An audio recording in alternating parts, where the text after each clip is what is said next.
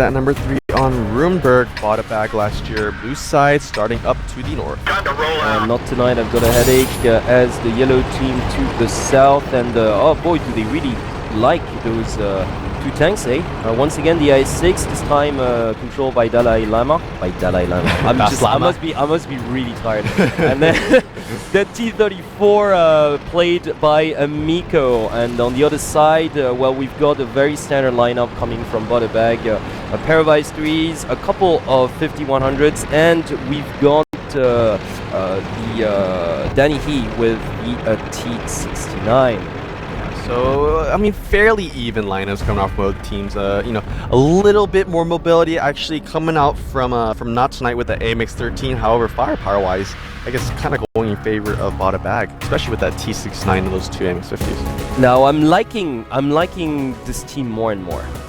Not Tonight, I've got a headache, because although they're leading to the love, they're not rushing it. Yeah. They're not rushing it, and they know the inner city will probably give you a better chance to either defend or attack, and they've completely monopolized the inner plaza towards the west. So basically, they just own most of the city at this point. They haven't spread out to the edge just yet.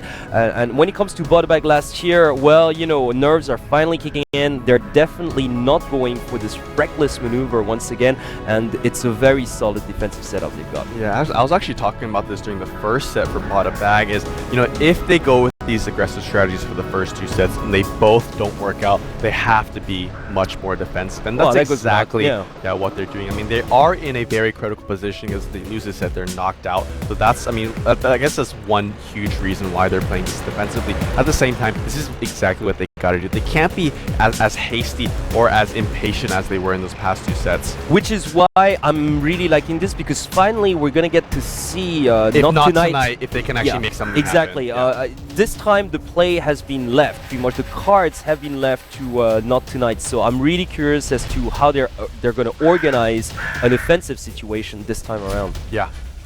And not just honestly, play reactively. Yeah, because defensive strategies, I guess to master, like defensive and offensive strategies, I guess, in general, are more easily mastered than those offensive strategies, because with defensive strategies, there's not many variables you have to worry about. You just got to stay in position, just make sure you don't you're not exposed and come out of cover. Whereas with offensive strategies, almost everything is up to variables. I mean, it depends on the enemy's positioning, it depends on, you know, timing, it depends on your own tanks, where they are, how fast they can move, how much firepower, and how much damage they can even do. So really, the good teams and great teams, the offensive strategies is what really kind of differtiates those two. Well, exactly, because you're talking about variables, but the better teams deal with those better. Exactly, yeah.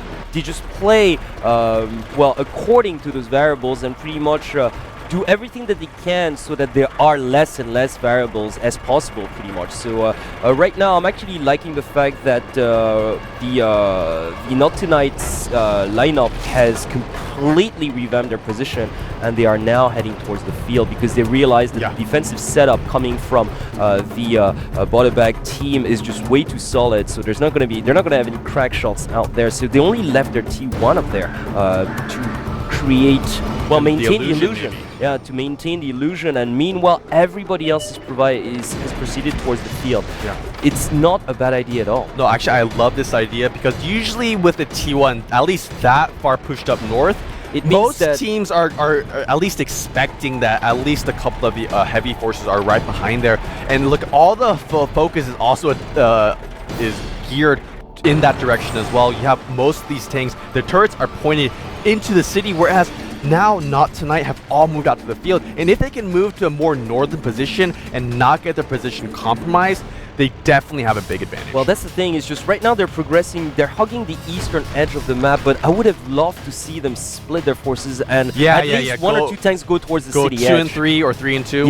Towards the city edge, because it would give them just more shooting options here. Now, obviously, they're going to try to take cover towards the village area in the middle of the field, because there are houses behind which they can hide, and I surely hope that they're going to spread out from there on.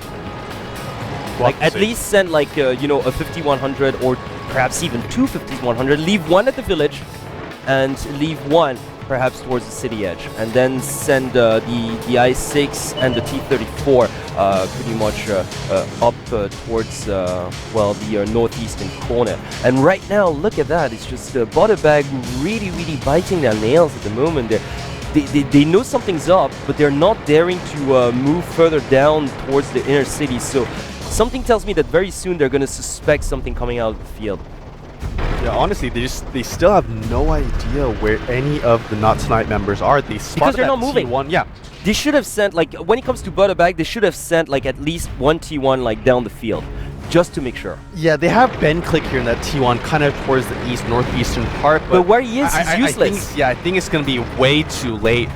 If he even spots one of the enemy members, it's going to be too late for his teammates to do anything because to react to that. Exactly, I agree. it's not like they can reposition. Okay. He spotted under the thumb. Yeah. He spotted under the thumb. So the 1390 has been spotted, and the 1390 is getting punished. Oh, Ben Click actually, still alive here. Under the thumb might go down. He does get the T1 kill, but he's going to trade his life for that. Yeah, he will trade his life. There you go. That was a bit reckless. Yeah. A bit reckless. Definitely. Oh, Danny, he's starting to take damage here. Emasculated also starting to take damage. Danny, barely making behind those two buildings here, down to about half health now. Well, now the BoughtABag definitely know what's going on. Yeah, if I were BoughtABag, I'd send my fastest tank down south right now. Or at least the T1. Yeah.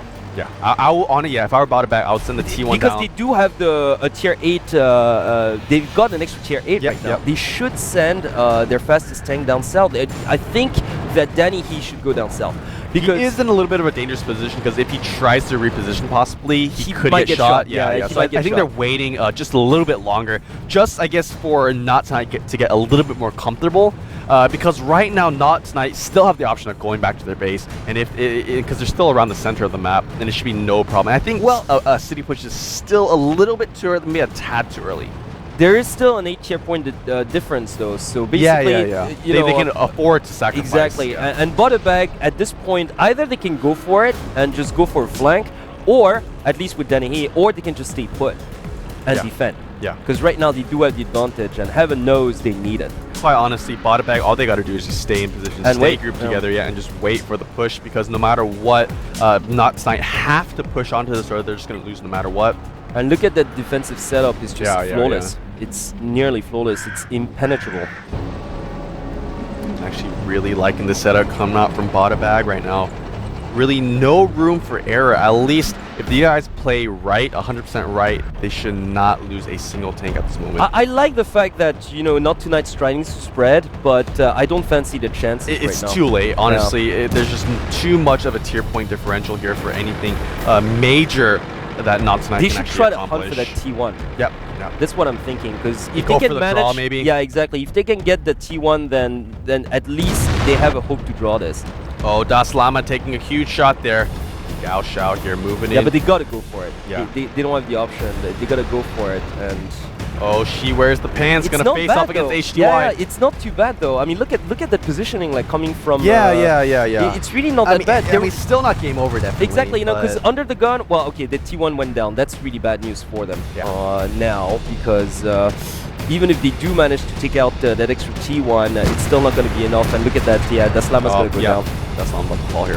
Yep, it goes down. This is pretty much game over. Yeah. Really unfortunate that that 1390 had to go down like so early on.